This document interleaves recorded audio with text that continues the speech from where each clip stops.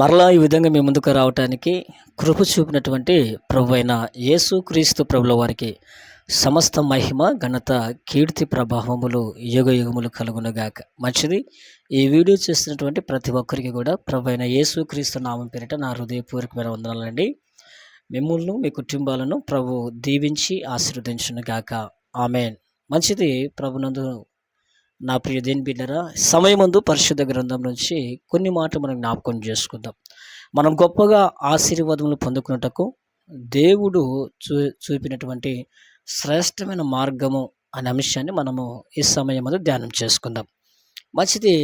నా ప్రియ దేని బిడ్డరా, గొప్పగా దీవించబడాలి, ఆశీర్వదించబడాలి, చేతుల కష్టార్జితం మిగలాలి, సమాధానముగా శాంతికరంగా నెమ్మదికరంగా బ్రతకాలి, అన్ని విధాలుగా ఒక ఉన్నతమైన స్థితిలో మేము బ్రతకాలి, భూసంబంధమైన దేవుని చేత ఆధ్యాత్మిక దేవుని చేత మేము జీవించాలని చెప్పి చాలామంది దేవుని నమ్మినటువంటి వారు దేవుని మందిరానికి వెళ్తున్న వారు ఆశపడుతూ ఉంటారు.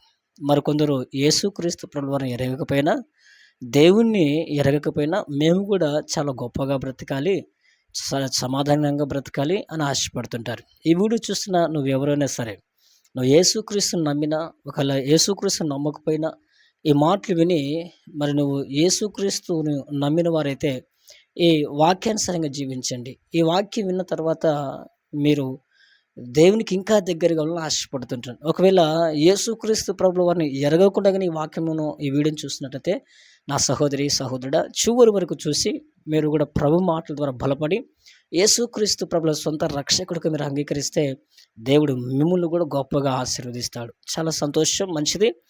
దేవుడు మనల్ని గొప్పగా ఆశీర్వదించాలి అంటే మనం ఏం చేయాలి? ప్రియదేని మీరు బైబిల్ గ్రంథం మనం చూసినట్టయితే కీర్తనల పుస్తకము 119వ అధ్యాయము 11వ వచనంలో ఈ విధంగా రాయబడి ఉంటుంది. కీర్తనల పుస్తకము 119వ అధ్యాయము 11వ వచనం, నేను పాపం చేయకున్నట్లు నా హృదయములో నీ వాక్యమును ఉంచుకొని ఉన్నాను అని మాట్లాడతాడు. నెంబర్ 1, దేవుడు నిన్ను గొప్పగా ఆశీర్వదించాలంటే నా ప్రియదేని బిడ్డరా, నీ మదిలో వాక్యం ఉండాలి, నీ హృదయంలో వాక్యం ఉండాలి, నీ మనసులో వాక్యం ఉండాలి అని దేవుడు మాట్లాడుతూ ఉన్నాడు. కీర్తనకారుడు అంటున్నాడు కదా, ఎదుట నేను పాపం చేయకుండా ఉండినట్లు నా హృదయంలో నీ వాక్యమును ఉంచుకొని ఉన్నాను. ప్రభునందు ప్రియదేని బిడ్డరా, గమనించండి. ఈరోజు దేవుని సన్నిధికి వెళ్తున్నటువంటి, దేవుని మందిరానికి వెళ్తున్నటువంటి, దేవుణ్ణి యేసుక్రీస్తు ప్రభుల వారిని సొంత రక్షకుడిగా అంగీకరించినటువంటి నీ జీవితంలో దేవుని వాక్యం ఉందా? నీ హృదయంలో దేవుని వాక్యం ఉందా? నీ మనసులో దేవుని వాక్యం ఉందా? ఒక్కసారి నిన్ను నువ్వు ప్రశ్నించుకో. నువ్వు అనుకుంటున్నావు, నేను చాలా కష్టపడుతున్నాను, నా కుటుంబం కష్టపడుతున్నాను, నా భార్య, నా భర్త, నా బిడ్డలము అందరం కూడా మేము కష్టపడుతున్నాం, శ్రమ పడుతున్నాం, కానీ మేము దీవించబడట్లేదు, ఆశీర్వదించబడట్లేదు, గొప్పగా మేము దీవించబడట్లేదు, సమాధానము లేదు, శాంతి లేదు, నెమ్మది లేదు, మా బ్రతుకుల్లో ఇలాగనే ఉన్నాయి, మార్పు లేని జీవితాలు అని చెప్పి నువ్వు అనుకుంటూ బాధపడుతూ కృంగిపోతూ ఉంటున్నటువంటి నీ జీవితంలో దేవుడు ఆశీర్వాదం ఇవ్వాలంటే నీ హృదయంలో వాక్యం ఉండాలి. నువ్వు అనుకుంటున్నావు మేము దీవించబడాలి, నువ్వు అనుకుంటున్నావు మేము ఆశీర్వదించబడాలి, నువ్వు అనుకుంటున్నావు గొప్పగా మేము దీవించబడి ఆశీర్వదించబడాలి అని చెప్పి అనుకుంటున్నావు, మంచిదే. కానీ నీ హృదయంలో దేవుని వాక్యంను ఉంచుకున్నప్పుడు, దేవుని వాక్యం నీ హృదయంలో మదిలో ఉన్నప్పుడట దేవుని గొప్పగా ఆశీర్వదిస్తాడట. ప్రభునందు ప్రియ దేని బిడ్డలారా, గమనించండి. ఈరోజు నీ హృదయంలో దేవుని వాక్యం ఉందా, లేకుంటే నీ హృదయంలో పాపిష్టి ఆలోచనలు ఉన్నాయా? ఈరోజు చాలామంది హృదయంలో అనేకమైనటువంటి మస్తరము, కోపము, అనేకమైనటువంటి ఈర్ష్య, పగ, అనేకమైనటువంటి చెడు ఆలోచనలు, చెడు కోరికలు, చెడ్డ తలంపులు హృదయంలో ఉంచుకొని దేవుని ఆరాధిస్తున్నారు, హృదయంలో ఉంచుకొని దేవుణ్ణి స్మరిస్తున్నారు, హృదయంలో అనేకమైనటువంటి పాపమును ఉంచుకొని ఈరోజు మేము దీవించబడాలి, ఆశీర్వదించబడాలి అని అనుకుంటున్నారు. నా ప్రియ బిడ్డలారా, నీ హృదయంలో వాక్యానికి నువ్వు అవకాశం ఇచ్చినప్పుడు, నీ మధ్యలో వాక్యం సమృద్ధిగా ఉన్నప్పుడు నువ్వు దీవించబడతావు. దేవుడు చూపించినటువంటి గొప్ప ఆశీర్వాదంలో ఒక శ్రేష్టమైన మార్గం ఏంటో తెలుసా? నీ హృదయంలో వాక్యం ఉండితే శ్రేష్టమైన మార్గము. ఎప్పుడైతే నీ హృదయంలో దేవుని వాక్యం ఉంటుందో నా ప్రియ దేని బిడ్డలారా, ఎప్పుడైతే నీ హృదయంలో దేవుడు నివసిస్తుంటాడో నా ప్రియ దేని బిడ్డలారా, నువ్వు పాపం చేయకుండా ఉంటున్నావు. పాపం చేయకుండా ఉంటున్నటువంటి ఆ విధానమును బట్టి యేసయ్య నిన్ను దీవిస్తున్నాడు, యేసయ్య నిన్ను ఆశీర్వదిస్తున్నాడు, నీ గర్భఫలాన్ని దీవిస్తుంటున్నాడు, నువ్వు సంతానం లేక బాధపడుతున్నావా? నీకు సంతానం దయచేస్తున్నాడు. అప్పుల సమస్యలు బాధపడుతున్నావా? నీ చేతిలో కష్టార్జితం దేవుడు దీవించి ఆశ్రయించి నీ అప్పులను తీర్చి వేస్తున్నాడు. సమస్యల, ఇరుకుల, ఇబ్బందుల, కష్టాల, నష్టాల, వేదనల, అవమానాల, త్రాగుబోతు భర్తల నుంచి ఇబ్బందుల సహోదరి, ఇదిగో సహోదరి, సహోదరుడా, అనేకమైనటువంటి కష్ట నష్టాలు కూడా నువ్వు వెళ్తున్నావా, ప్రయాణిస్తున్నావా? ఆశీర్వాదం లేదా, నెమ్మది లేదా, సమాధానము, శాంతి లేదా? అయితే నువ్వు వెళ్తున్నటువంటి మార్గం ఎలాంటిది ఒకసారి జ్ఞాపకం చేసుకో. నువ్వు జీవిస్తున్నటువంటి మార్గం పాపిష్టి మార్గంలో నువ్వు ఉంటావు. పాపిష్టి మార్గంలో నువ్వు జీవిస్తూ పాపని హృదయం ఉంచుకున్నట్టయితే నువ్వు ఎప్పటికీ కూడా ఆశీర్వదించబడలేవు. కాబట్టి అర్జెంటుగా వెంటనే నువ్వు యేసుక్రీస్తు యొక్క వాక్యం నీ హృదయంలోనికి ఉంచుకోవాలి. యేసే నీ హృదయంలోనికి ఆహ్వానిస్తే నువ్వు దీవించబడతావు. దేవునికి మహిమ కలుగును గాక. దేవుడు నిన్ను ఆశీర్వదించాలి, దీవించాలంటే, గొప్పగా నేను ఆశీర్వదించాలంటే, నెంబర్ 1 నీ హృదయంలో వాక్యం ఉండాలి, నీ మదిలో వాక్యం ఉండాలి, నీ మనసులో వాక్యం ఉండాలి. నెంబర్ 2, దేవుడు నిన్ను బహుగా దీవించి ఆశీర్వదించాలంటే నీ గదిలో ప్రార్థన ఉండాలి. నీ గదిలో ప్రార్థన జీవితం నీవు కలిగి ఉండాలి. మత్తయి శుభవార్త 6వ అధ్యాయం 6వ వచనంలో ఈ విధంగా రాయబడి ఉంటుంది. మత్తయి శుభవార్త 6వ అధ్యాయం 6వ వచనంలో ఈ విధంగా రాయబడి ఉంటుంది. నీవు గదిలోనికి వెళ్ళి తలుపు వేసి రహస్యమందున్న నీ తండ్రికి ప్రార్థన చేయము అని రాయబడి ఉంటుంది. ప్రియ సహోదరి, సహోదరుడా, ఈరోజు నువ్వు దీవించబడాలి, ఆశీర్వదించబడాలి.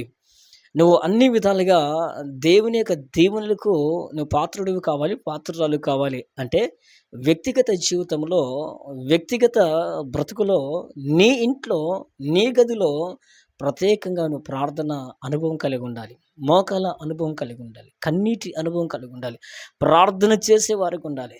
నా ప్రియ సహోదరి, నా త్రాగుబోతు భర్త మారాలి, నా భర్త నన్ను అనుమానించకూడదు, నా భర్త నన్ను ఇబ్బంది పరచకూడదు, నా భర్త మార్పు చెందాలి, నా భర్త మందిరానికి రావాలి, నా సహోదరుడా, నా భార్య మారాలి, నా ప్రియ తల్లిదండ్రులారా, మా పిల్లలు మారాలి, నా ప్రియ దేని బిడ్డరా, నా అప్పులు తొలగిపోవాలి, మా ఆర్థిక ఇబ్బందులు తొలగిపోవాలి, దుఃఖం తొలగిపోవాలి, కష్ట నష్టాలు తొలగిపోవాలి, సమాధానము, శాంతి, నెమ్మది మా కుటుంబం అనుభవించాలి అనుకుంటున్నావు నా ప్రియ దేని బిడ్డరా. అయితే నీకు శాంతి, సమాధానం, నెమ్మది కలగాలంటే, నీకున్నటువంటి కష్ట నష్టాల నుంచి ప్రభు ఏర్పరచాలంటే, నువ్వు అనుకున్నది అనుకున్నట్టుగా జరగాలి అంటే, సమాధానము, శాంతి, నెమ్మది కలిగి జీవించాలంటే, శోధన నీ మీదకి రాకుండా నువ్వు సమాధానంగా బ్రతుకుతూ నెమ్మదికరమైన జీవితాన్ని నువ్వు జీవించాలంటే, రెండవదిగా దేవుడు అంటున్నాడు, ఆ శ్రేష్టమైన మార్గం ఏంటో తెలుసా?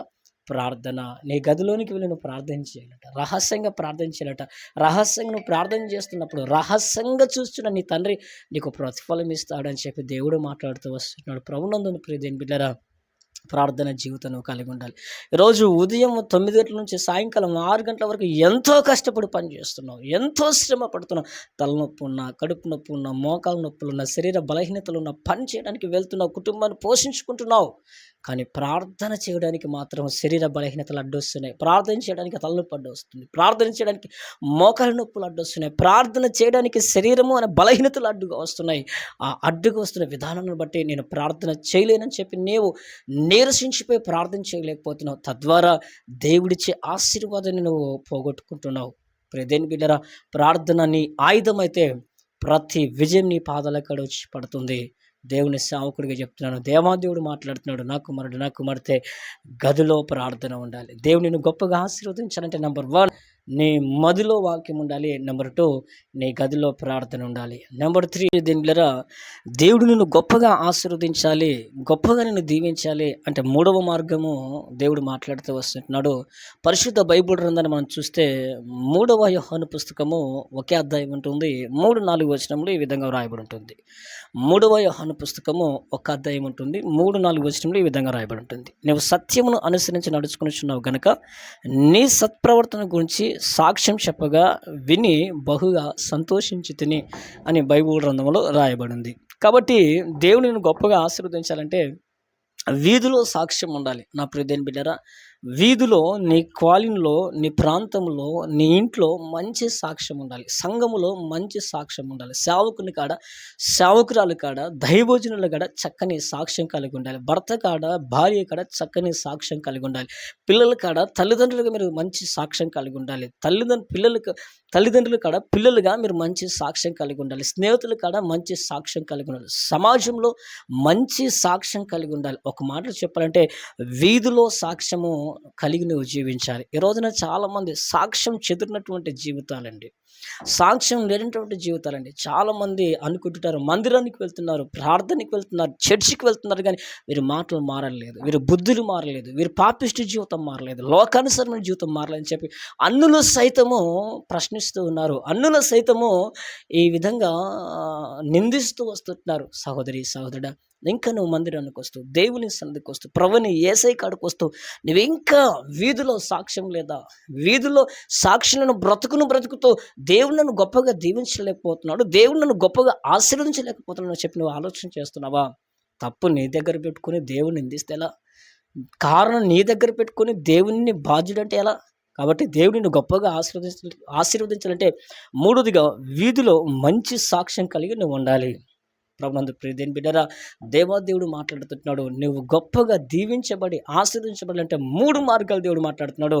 నెంబర్ 1, నీ మదిలో వాక్యం ఉండాలి, నీ గదిలో ప్రార్థన ఉండాలి. నెంబర్ 2, నెంబర్ 3, వీధిలో సాక్ష్యం ఉండాలి. ఈ వీడియో చూసిన ఎవరైనా సరే, యేసుక్రీస్తుని అంగీకరించిన వారైనా, యేసుక్రీస్తు ప్రభువు తెలియని వారు ఎవరైనా సరే, మరి క్రీస్తు వైపు తిరిగి ఆయన హృదయంలో మీ హృదయంలో ఆయన వాక్యం ఉంచుకున్నట్లయితే, మీ మధ్యలో ఆయన వాక్యం ఉంచుకున్నట్లయితే, నీ గదిలో ప్రార్థన జీవితం కలిగినట్లయితే, ఇదిగో వీధిలో మంచి సాక్ష్యం కలిగిన దైవ కుమారుడిగా, కుమార్తెగా నువ్వు జీవిస్తే యేసుక్రీస్తు ప్రభువు గొప్పగా నిన్ను ఆశీర్వదిస్తాడు, గొప్పగా నిన్ను దీవిస్తాడు, గొప్పగా నీ కుటుంబాన్ని తీర్చిదిద్దుతాడు. నువ్వు అనుకున్న దానికంటే, ఆశించిన దానికంటే, ఊహించిన దానికంటే అత్యధికంగా శ్రేష్టమైన ఈవులు నీకు ప్రవేశించి దీవిస్తాడు. కనుక సహోదరి, సహోదరుడా, ఈ వీడియో చూసిన నా ప్రియ దేని బిడ్డరా, నీ మదిలో వాక్యం ఉందా?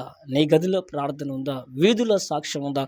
ఒకసారి నిన్ను ప్రశ్నించుకొని, ఒకవేళ నీ గదిలో ప్రార్థన లేకుంటే, ఒకవేళ నీ మదిలో వాక్యం లేకుంటే, ఒకవేళ వీధిలో సాక్ష్యం లేకుంటే, వాటిని సంపాదించుకుంటే ప్రభు ఈ రోజే నేను ఆశీర్వదిస్తాడు. నీ మదిలో వాక్యం అని ఉండాలి, నీ గదిలో ప్రార్థన ఉండాలి, నీ వీధిలో మంచి సాక్ష్యం కలిగి జీవిస్తే, ఈ మార్గాలు కూడా నువ్వు వెళ్తే, ఈ మార్గాలను అనుసరిస్తే ఖచ్చితంగా దేవుడు గొప్పగా, ఉన్నతంగా నిన్ను ఆశీర్వదిస్తాడు. ఈ కొద్ది మాటలు దేవుడు వెనుకల్లో ఆశీర్వదించును గాక. ఆమేన్, ఆమేన్.